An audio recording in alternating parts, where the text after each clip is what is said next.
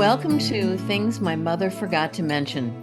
The podcast where we say everything our mothers didn't. I'm Jan, a trauma therapist and author turned rogue storyteller, here to talk openly about the body, aging, and all the, wait, what? Moments of womanhood. And I'm Patty, an online business and tech nerd whose purpose is to elevate the voices of women in our world and who doesn't believe in taboo topics. Things My Mother Forgot to Mention is the podcast for every woman who's ever said, wait, why didn't anyone mention this to me? Join Jan and Patty, two outspoken, curious, outrageous women, as they dive headfirst into a messy, magical, and often WTF realities of aging, health, and quite simply being a woman. From rogue chin hairs and vaginal thinning to mental health, perimenopause, and scalp cancer. Yes, really. Nothing is off limits. It's funny, it's raw, it's real talk your mother definitely skipped. Let's get into it. Hello, Jan. Hey there, Patty. It's good to see you. Good to see you. We spent last week together, though, on one of your I know, workshops, one of our level 2 workshops. No. Yeah. Yeah. Always fun. Yeah, it is. I really love all your support that you give us when we're in that doing all of our workshops online. I really appreciate it. Thank you. Well, I love it. I love being a part of it and learning so much and all of that. But and one of the people who graciously allowed for her training, her intensive, to be shown at these trainings. And I have seen it over because I play the videos, and there's 3 per 5-day workshop. Is with us today. Yes, is and our is going to talk guest. to us. And we Yes. are thrilled. So I would Yeah. love to introduce, I'm going to read a little bit about Kristy. So Kristy, who's going to be our guest, is a licensed professional clinical counselor in Dayton, Ohio, for over 30 years of experience in the counseling field. She's been trained in somatic experiencing, developmental and relational trauma, and the polyvagal theory. Over the years, she has worked in community mental health centers, private psychiatric practice, and school-based counseling and private practice. Kristy was motivated to earn her degree in counseling after engaging in her own personal counseling to address sexual trauma she experienced as a child. The profound healing she experienced inspired her to learn how to support others through their own healing journeys. Wow, I love your bio, Yeah. Well, Kristy. thank you. Welcome. Yeah. Thank you. Welcome. Thank Yeah. you. I'm delighted to be here. Yeah. And it's, Well, that's something I've really appreciated about you, Kristy, is that you and Patty have been so forward in wanting to say your story for all the people out there that it's happened to, and nobody wants to talk about it. So thank you both. yeah. You're welcome. Yeah. Yeah. Yeah. I'm so happy you're here for it. I mean, I think it's something that for me, having had that experience of being sexually abused as a child, that I have felt that throughout my life, it's one of the reasons I'm here is to help people who don't talk about it, because it is something that, especially when we were younger, right? Like, very taboo, not something that people talk about. And so the more that we can give it a voice, the more that we can talk about it, the more that it's able to be identified, the more that people can heal from it and or stop it and all of that. So I'm so thank you so much for being willing to share that. Oh, absolutely. I absolutely agree. And I was a teacher before I became a therapist. And Oh. it was when I uh, finally acknowledged my own sexual abuse that I went back to school to get my degree and become a therapist, because I knew that I wanted to support people, other women and men who have had this experience. Yeah. Right. We And don't talk about it enough. no, we We don't. don't. We And don't. Yeah. Just before we just started recording, you were talking. I wanted to hear more about what you were saying, Kristy. So you said that you used to work with in offenders, or what was your? I didn't myself. I was working at the agency where we had a program to treat sex offenders. and they were in the program in lieu of conviction. Like if they didn't complete the Wow. program successfully, they were going to go to jail Wow. for sexually abusing, and most of them were daughters or stepdaughters. Wow. That's a little outrageous, actually. Yeah. Yeah. And so what happened? Did they ask you to be a guest? Is that what happened? Yeah. Two of my coworkers who were also friends of mine knew that I was a survivor, and they came to me and said, the men in the group would like to hear from a survivor. Wow. And I thought about it, and I thought this could be just as healing for me as it might be for some of these men. Right. Because I do believe there's a lot of benefit in getting perpetrators and survivors together. Mm. Wow. Mm-hmm. And so their treatment assignment was that after I shared my story for an hour, crying through the whole thing, their treatment assignment was that they had to write me a letter telling me how my story impacted them. Mm-hmm. Yeah. And the man who sat beside me during that whole hour, he sobbed through my whole talk. Really? He sobbed through, and I have a portion of the letter if I could read I'd it. love to hear Please. it. Yeah, It's please Absolutely. very do it. powerful, very powerful. He says, I want to share with you what you did for me in our session. You let me see the despair and the loneliness of my victim. You showed me the fear that I could not imagine my daughter had of me. The turmoil she must have been in between love and hate of her dad. I can see through you the hell that I put her through for all those years after the molestation. To never be able to hug or to kiss. The turmoil or terror she was going through when I was forcing myself on her wrenched my heart in two. I have sat here tonight crying with guilt and horror of what I did to her, and also with the hope you gave me. You spoke of the love that you have for your father. I can only pray that my daughter can remember some of my love for her also, and the good times that we had in the past few years. I felt that somehow you being in our group helped you to confront your dad.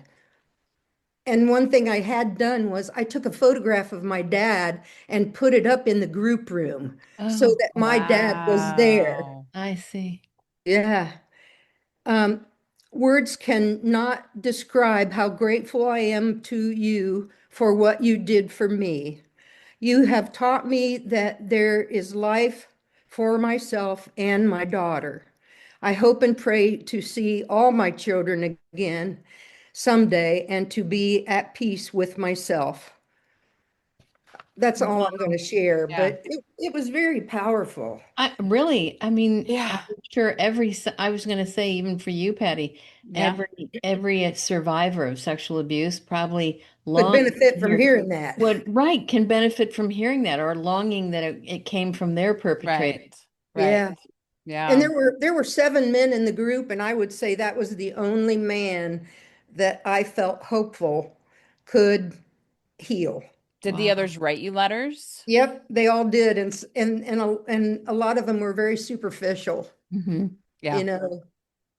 Right. Wow. That I can only imagine what what that must have been like for you to so what was that like for you then to be there and feel that? And so I mean, we haven't mentioned sort of your background maybe in your history of abuse, and you might want to mention that a little bit just so that there's a little reference point. But also what was that like then to be in that room with seven offenders Hmm. and to receive such a letter? Well, it started out, it was very scary. I Yes. was a nervous wreck going into that. I mean, to sit with men who have done what my father did to me, Yeah. that was frightening. And but once I got going, Yeah. I mean, the tears came, and I mean, Mhm. I was just into telling them my story. And I talked about how much I loved my dad and then how much I hated what he did to Right. me, you Right. know?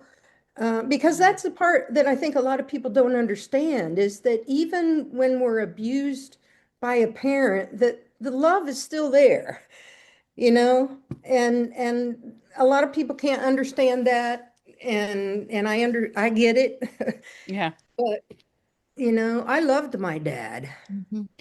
I know. I Mm. remember when we watched the video series that you did for our training purposes, we were looking at, I was saying to you, neither of your parents were safe. I mean, at first you thought your dad was the safe one. Right, Mom was the out of control. And now here it is, then when he started molesting you, then it was like dad wasn't safe, mom wasn't safe, and it's right, just a mixed bag. right. Yeah. And also you were thinking, I love my dad, but then I hate him too. I mean, it's so understanding that you can have Hmm. both at the same Hmm. time. Yeah. Yeah. Yeah. Yeah, and I think that it is hard to understand how complicated that can be because, for me it was my entire life. So for me there's not that love so much because Hmm. there weren't many good in that way, and so Sure. that was never there. Because I tried to mend relationships with him and things like that, because I wanted to forgive and I wanted, but he's a pathological liar, and that just wasn't an option. But I can see that, right? There's still that desire. They're your parent, and The they're longing. Hmm. yeah, Yeah, and so it's very complicated, and it people is. imagine it's a very easy separation to be like, you hurt me, therefore. But, Hmm. how many people stay with partners that hurt them, Yeah. Yeah. and still love A them? lot. A Hmm. lot, Yeah. exactly. Right, And right. while it's different, there's similarities there, I think. Mhm. Well, my mother was emotionally and physically abusive, and when I was 3 years old, and you probably remember this, Jan, she I took do. urine-soaked diapers off of me and rubbed them in my face. Oh my gosh. And so I knew from a very early age that my mother was not a safe person. And Yeah. so when my father started touching me, I knew I couldn't go to my mom. Yeah. I knew she wouldn't believe me. And after the fact, after I did confront both of them, she did acknowledge she wouldn't have believed me. Yep. Yeah. Wow.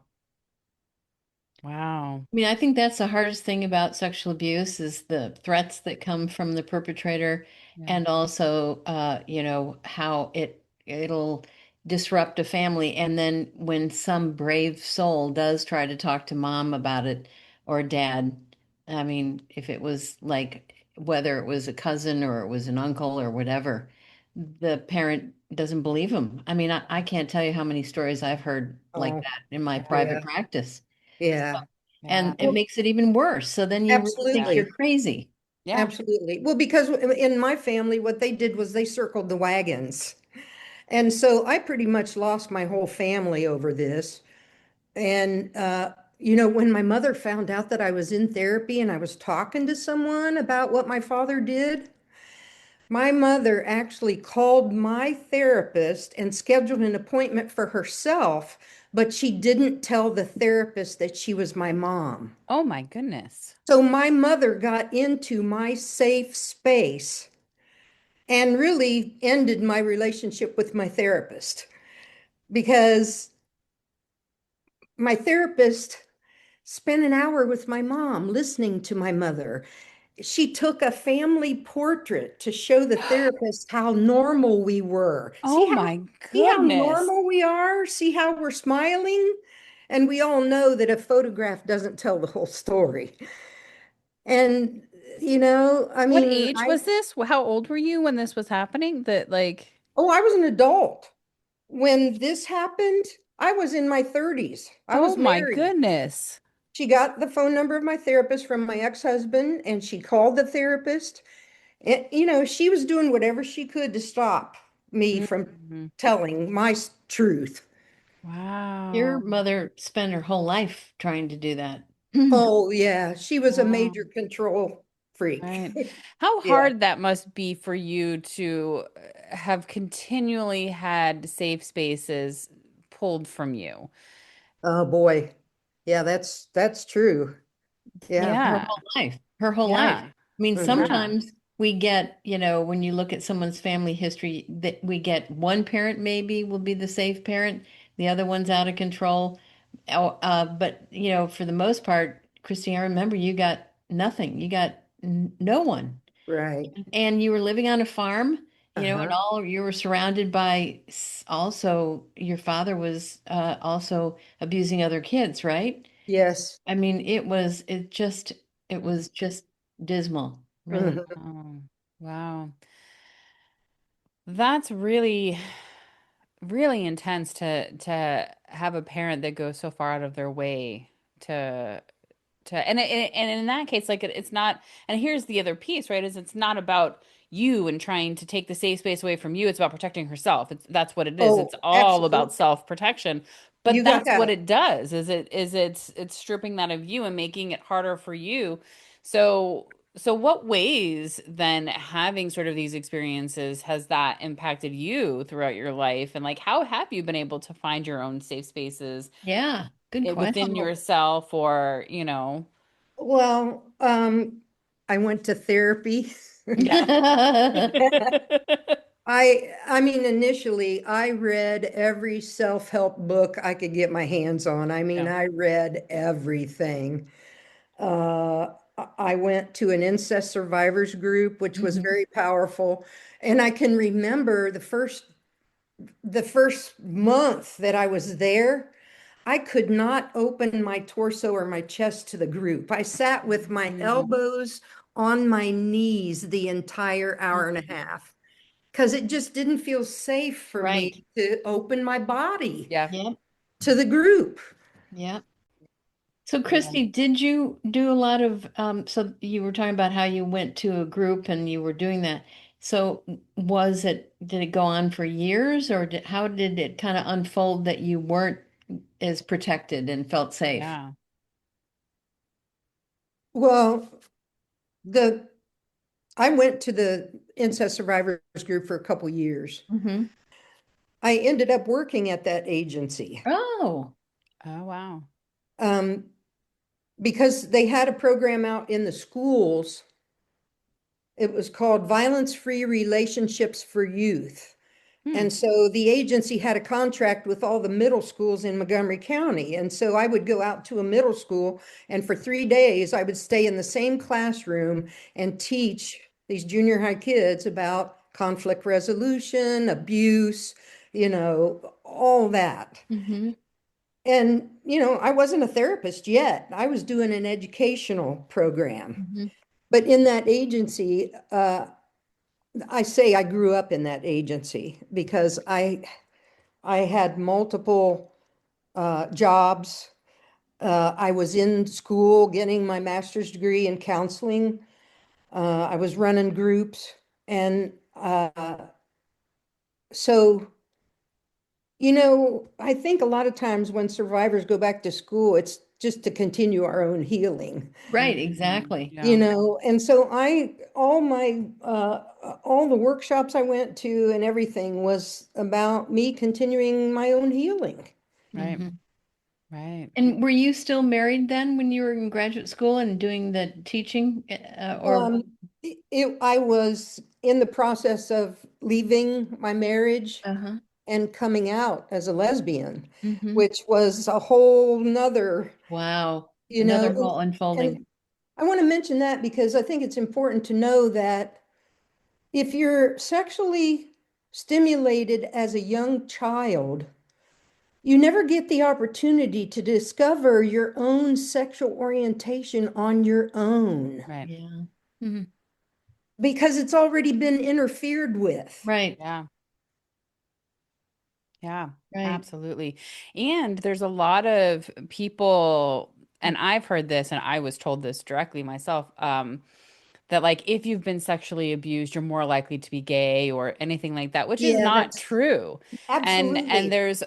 there's all of this nonsense that comes with it as these repercussions of it in that way, and that if that's happened, then that's why you're this way, and that's just not real. And I Yeah, think it's important to kind of say that as well, because I have heard that ignorance I've heard so yeah. many times. No, Mhm. being molested does not cause you to be No, gay, no, it but does it not. does interfere with the natural Yes. process Yeah, of discovering who you who are. you are. Right. Yeah. The Because either preference. you're shut down or you're expressive, or, but it's all just messy. Yeah. Mhm. So how old were you when you sort of went through that process? Well, this was in 1991 when I was going through a divorce and coming out. Uh, I hadn't seen my father for 2 years after I confronted him. He actually admitted it in front of my mom, which was Wow. surprising. And Wow. in that moment, my mom just unraveled. Mm. I mean, she started telling me stuff that she regretted about her Wow. parenting. And I had never experienced that from my mother. She was being honest and real and authentic for the first time. She called me the next morning and said, "What your dad did to you shouldn't have affected you. You need to pull yourself up by the bootstraps and get over it." How Wow. old were you when she did this? That Oh, I she was an adult. I was an adult. like 30s or 40s or Yeah, or yeah, late 30s. I mean, because I didn't tell anyone about the right. sexual abuse until I was in college. Mm-hmm. And Right. then the person that I shared it with was also a survivor. And Really. I think that's how we find each other. Yeah. Mm-hmm. Yeah. Exactly. So your mother, I can't believe her. And so she said, just suck it up, huh? Mm. Yep. Mm. Yeah. So when my father did die, and I hadn't seen him for 2 years, I didn't know what to do. But I decided that I would put my big girl panties on and go up to the house because the preacher was coming to mom's house to plan the funeral service. Mm. And I said to my two sisters, because the minister was not the minister that knew my dad, it was a visiting minister who was doing his Mhm. funeral. And I said, we need to tell this guy about dad because there are going to be people at his funeral that he molested their grandkids. Oh my goodness. This this preacher needs to know the truth about dad. And my mom said to me, if you're going to mention any of that, I want you to leave the house now. So I got in my car and left. And I'll tell you, I drove down the lane crying and at the same time feeling completely free. Yes, Mm. Completely Wow. free. Because I knew then that my relationship with my family was pretty much over. it was Right. over. Hmm. Right. And so what I did was I came home, I called the minister, scheduled an appointment with him, went to the church and said, here's why I wasn't at the house. Mom made me leave because she didn't want you to know that my father's a pedophile. Yeah. That is Wow. so brave. That is so incredible Mhm. to, not let people hide in an idea of what Mhm. somebody is, and to have that truth be out there. Yeah, I I think it's didn't. Go I ahead. think it's kind of a mixed bag. I was just thinking, because here's you as an adult finally feeling free, which is awesome. You know, it's like you confronted your perpetrator, you exposed it to the family, you said, I'm not going to hide behind this anymore and feel all the shame because it's not about me. But there, that whole move, which I think was very brave, is that it can't necessarily happen until you're adult because Oh, for all the people who are young kids or their uncle or their cousin did this or their brother did it to them or something, right. it just it upsets families so much that then you get more shame, you get shut down more. I mean, families do not handle that right because they're Yeah. into everything looking good, and sometimes it's almost dangerous to do something like that. Do you Oh, understand? yeah. Yeah. Well, the one thing that the minister said to me was, well, he asked me straight up, are you gay? Are you a lesbian? And I said, yes, I am. And he goes, well, you know, your family's going to use that to hurt you. And I said, yeah, I know they already have, Hmm. you know, but come to find out he had a lesbian daughter. Mm. Yeah. Yeah. Yeah, for sure. Wow. Wow. And he also asked me, what would I want him to say at my father's funeral? And Hmm. all I could think of was that quote, the truth will set you free. Mm, Yeah, from the right. Bible. The truth will set you free. And he said that in my father's funeral. I actually took a tape recorder and recorded the whole funeral service, and then Wow. I transcribed it. But he knew my dad was a farmer, but he never knew my dad personally. One of the things that he said during the funeral was, I don't know much about farming, but I do know that when you plant beans, you don't get corn. And when you plant corn, you don't get beans. In other words, there was a lot of untruths, Yeah. a lot of the lies. Mhm. Yeah. Yeah. But that So, all was very validating for me. yeah. Yeah. So, Chrissy, how would you put into, so since you were brave, you came out and you confronted all it, what about how it impacted your life? Like, how did you start knowing it was happening to you? I mean, like it had a consequence when you became an adult. Do you know what I'm saying? Is being sexually abused by your dad, then you go off to college. How did it start showing up? Like, Oh, I was did you very, go to counseling? How did this I, all, I did go to counseling. because why? Because what were you noticing? My attraction to women. Okay, so your And attraction, in college, I was very promiscuous I see. because sex and love were very confused for me. Yes. Yeah. Hmm.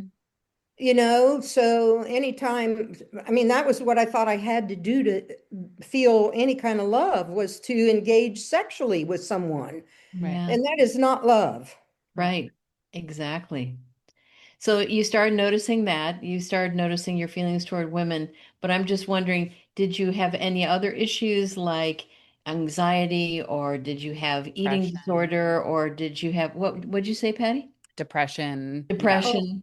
I was drinking a lot. Oh, you oh, sure, you're medicating. Sure, Yeah, that I mean, absolutely. I was medicating. And in the house I grew up in, there was never alcohol in the house. Mm, I didn't have my first alcoholic drink until I was in college wow.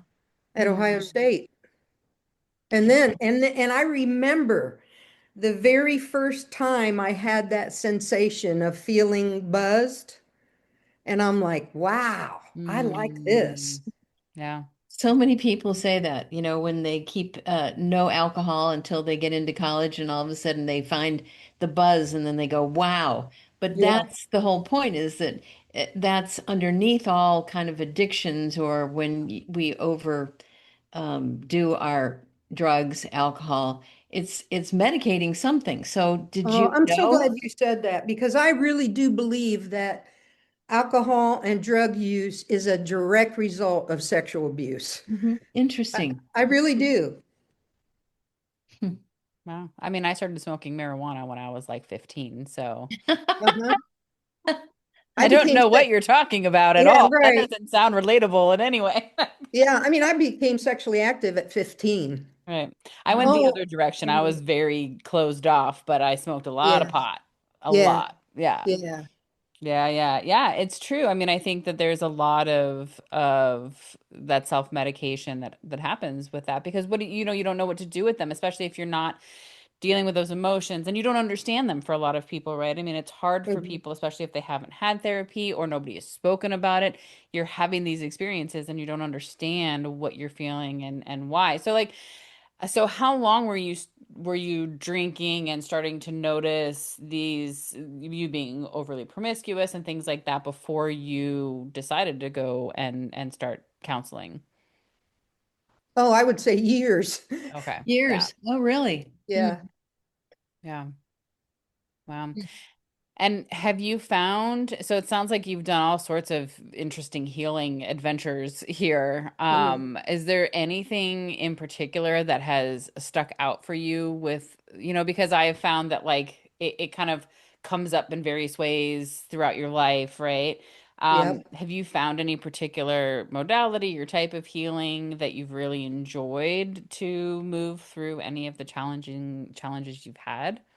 Well, some of the trainings, the polyvagal theory Mhm. training, With And that with Deb Dana? um, yes. Yeah, she's Uh, we and went to this spring, we went to the Cape Cod Institute. oh yes. Cape Cod Institute with Deb Dana, and that has really helped in my relationship because my my wife is a therapist as well. Mhm. And so it really helped us to understand where we were on the ladder Mm, and how to move, Right. back to regulation. That has been very helpful. The somatic experiencing was very helpful too. mm, Hmm.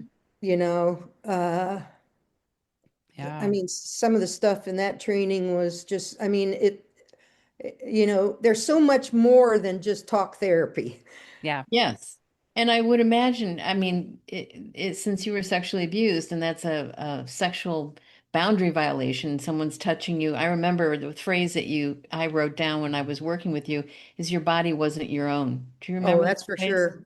Yeah, And yeah. I was thinking that because your body wasn't your own, it probably was a big challenge for you to, well, I guess you said you went promiscuous, Patty went the other way, don't touch me. And how did you finally feel like you could get safe enough to let someone touch you? You know what I'm saying? Like, how Well, did you heal that? I was very touch deprived because there was no touch In your other than the family? sexual abuse. Mm. I Oh, mean, there were no hugs. I don't even remember my mother holding my hand. oh, wow. Yeah. And so the sexual abuse was the only touch that I experienced, Mhm. other than, being swatted or hit or, Mm, any kind of yeah. physical abuse. So what I did when I got in therapy and started working on this stuff, I got a massage therapist Nice.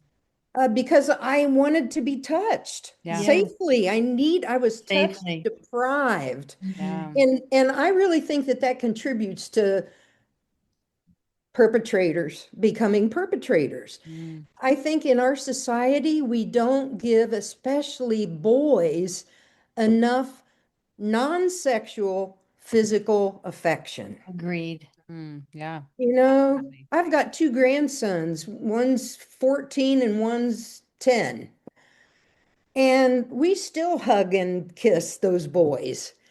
But I think when you grow up in a family where you don't have that kind of nurturing Hmm. and that kind of physical touch, Yeah. Hmm. then everything becomes sexualized. Right. Right. It's the Right. only way to Exactly. get it. It's the only way to get affection. Talk Now about you have confusing that exactly. must be for your brain that is still forming. Hmm. Yeah. And so, Kirsty, you have a son that when you were in your marriage. So you He didn't get was a 10 daughter and he was 10. when I divorced his dad and came out. So were you able to touch him, meaning in a non-sexual way, to hug him, love him, all that?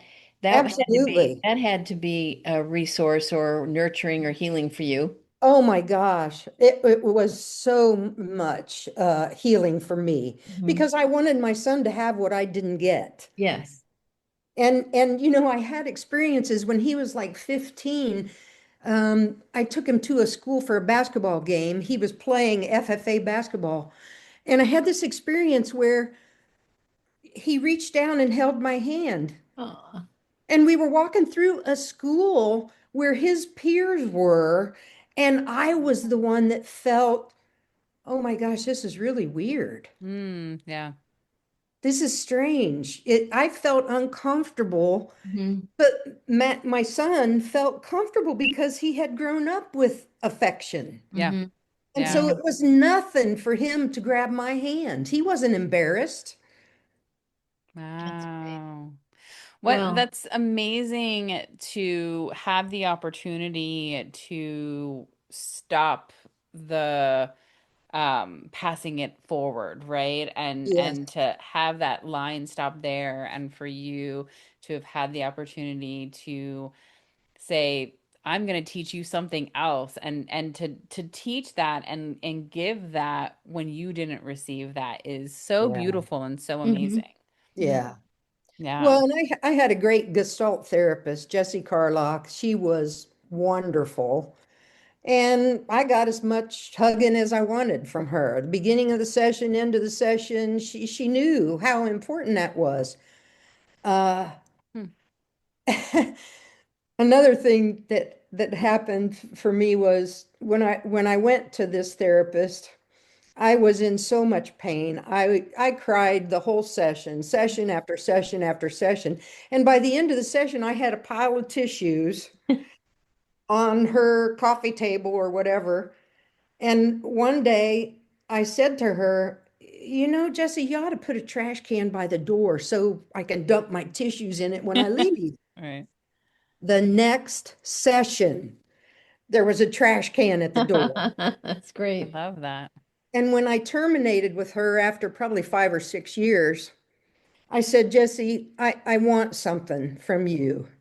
And I said, what I want is that trash can. That's And I great. said, she didn't give it to me that day, but when I went in for my very last appointment, it had a big blue bow on it. Oh, Oh, I And I love still have that. it. I oh, still that's have it. great. That's Yeah. really lovely. Yeah. Great. All of these are just examples of things that happened that helped me to heal. Yeah. Yeah. You know, it Yeah. is interesting that she hugged you. I mean, this is a big topic as a therapist, and you, Oh, yeah. Christy, as a therapist, is, do you hug your clients? And I'm always leaning in that direction. If it's mutual and they're safe with that, we're always asking, is it okay to touch? Is it Mhm. okay for me to put my hand on your back? Is it Mhm. okay for me to sit next to you? Mhm. So those are all about boundary violations Right. that we're being very, very cautious of. But I just think that's great. She hugged you, and that's Oh, exactly what yeah. you needed. Hmm. Mm, Yeah. wow. That's great. Yeah. Wow.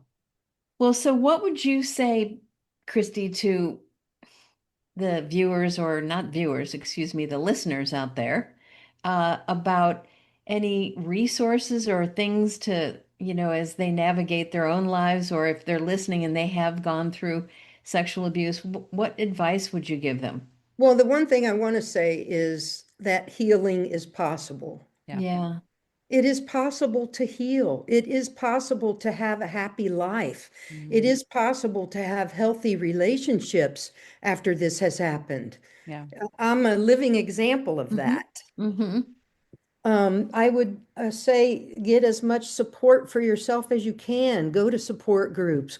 You know, I'm really disappointed that here in Dayton, Ohio, I am unaware of any groups for sexual abuse survivors. And Very hard that, to find them, surprisingly. yeah, and I Why tell is you, that? that may be Ridiculous, my next step right? is having a group for sexual abuse survivors because there's such a need. And that group was so important to me. And, you know, Yeah. tell people you have to talk about what happened to you.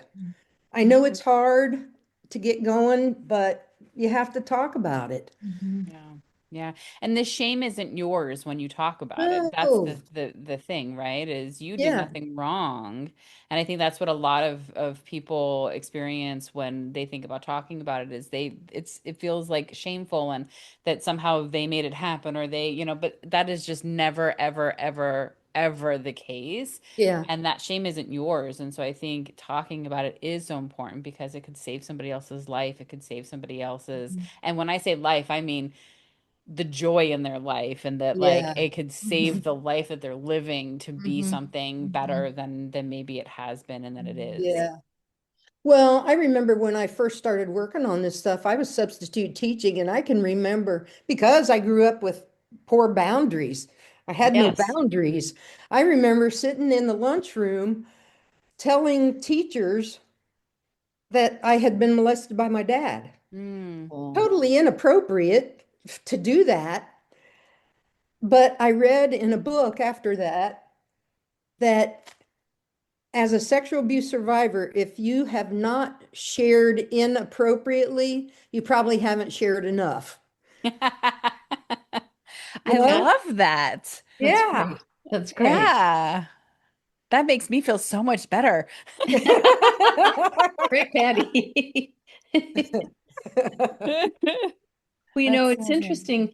So you both have sexual abuse. I would say, in my family system, it was emotional sexual abuse, which Mm. was clearly coming from my father, who would oogle after me, buy me things, my uncle, who would French kiss me when he'd meet me. And Mm. I used to say to Wow. my mom, Mom, what is going on with Uncle so and so? And she said, Oh, he's just oversexed.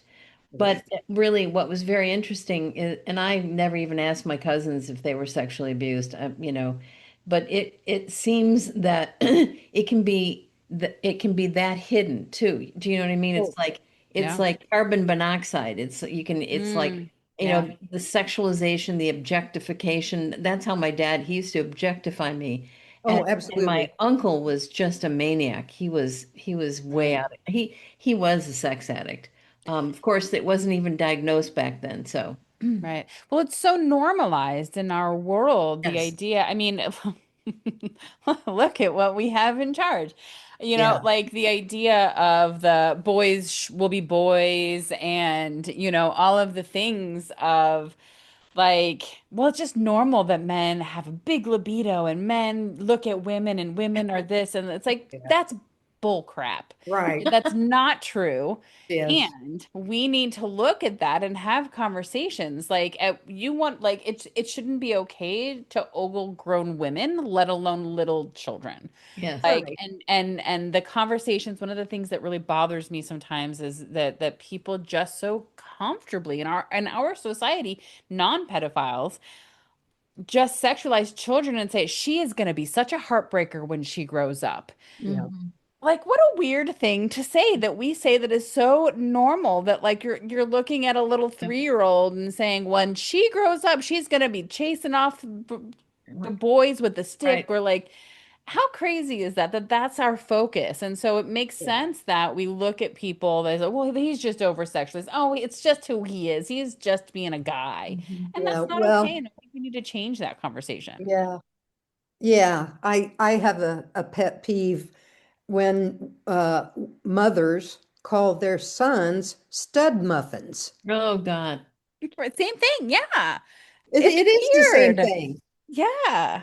It's weird. Why would you refer to a young boy as a stud muffin? Right. I don't know. I I just have mean, never. so this is where we really break down our boundaries. It's in the whole society. Just think of Yeah. the movies, Everywhere. the news, everything. So, Yeah. and so that's why I think if I were to give someone advice, I'd just say make sure that if you're listening to this and you're young, I don't know that we have an age limit on who listens to this, Patty, is get Anything. help, Yeah. talk Yeah. to somebody, Yeah. not necessarily your parents, but if you can talk to someone who's a professional that knows how to handle anything that might be going on at home, that could be sexualization, objectification, inappropriate touch, like what my uncle was doing, things like that. Like, what is going on? And everybody in my family minimized it. Oh, that's just Uncle Yeah. Cork. He's Right. just like that. He's a being, and Hmm. oh, don't worry about it, Jan. And I'm like, oh my gosh. Anyway, so Yeah. Yeah. Yeah. And find somebody who's safe, mhm, and let them help you get where you need to go. And if you're not a child and you're an adult who has had this happen and you've never spoken about it, find a safe person to talk about this exactly. with. Find a therapist, find even a best friend or something. And I think what Chrissy said, like, we find each other, and Yeah, we do. which I talked about in the last episode, and I don't remember the numbers, but what was it, 30% or something? Like, it's a very large percentage of women specifically who have been molested, Mhm. or sexually assaulted. And so it unfortunately is not hard to find somebody who has had the same experience as you in some Right. way. And so um get that support, because when you find others like you, man, it really helps, because it makes you feel sane, Hmm. and you hear things that, because there's a lot that comes with it, and a lot of stuff in your head, and things you're unsure of, and so it reminds you that it's normal. So And this Yeah. is what we yeah. call it. Remember, reparenting. I mean, Yes. yourself, Reparenting. which is to validate, affirm, and nurture. And Right. and if anyone comes and talks to you, I mean, you never had that, Christy. no one ever validated your reality Nope. of what was going on. And Mm. that is trauma right there. Yeah. Right Yeah. there from both parents. But when it's sexual abuse or anything like that, it really needs to be validated, affirmed, and they need to take action with a safe person. So, Yeah. Yeah. Uh, Well, well, thank you so much for coming and chatting with us about it. I think this was such a great conversation. yeah, I do too. It's very important. Yeah. thank Thank you you, for, Christy. And do you feel, I hopefully we didn't get you activated too much. You no, I'm okay? good. I feel safe. In fact, Patty said that before she left. She goes, now, I know Jan has worked with you before, but will she take care of you? I mean, will she make Oh, sure that nothing bad happens to you? And I says, no question about that. that's great. Well, thank you for that Yeah, compliment. Hmm. yeah. Yeah. And thank you for the invite. This has Yes, been another step in my healing. that's Yeah. great. So Yeah, thank there you you. go. Just putting it out there and Yeah, telling other people to beware and to be safe. So, yeah, yeah. great. Thanks for listening to the podcast. If you like what you've heard, please share it with friends, subscribe, and leave a review. And remember, information shared on this podcast is not medical advice. If you have a concern about your physical or mental health, please seek support from a professional. If you have a story you'd like to share about things your mother forgot to mention, you can apply to be a guest. We'd also love to hear a quick 90-second thing you've learned in your life. You can find links to both of those over at our website at thingsmymotherforgottomention.com or in the show notes. Thank you.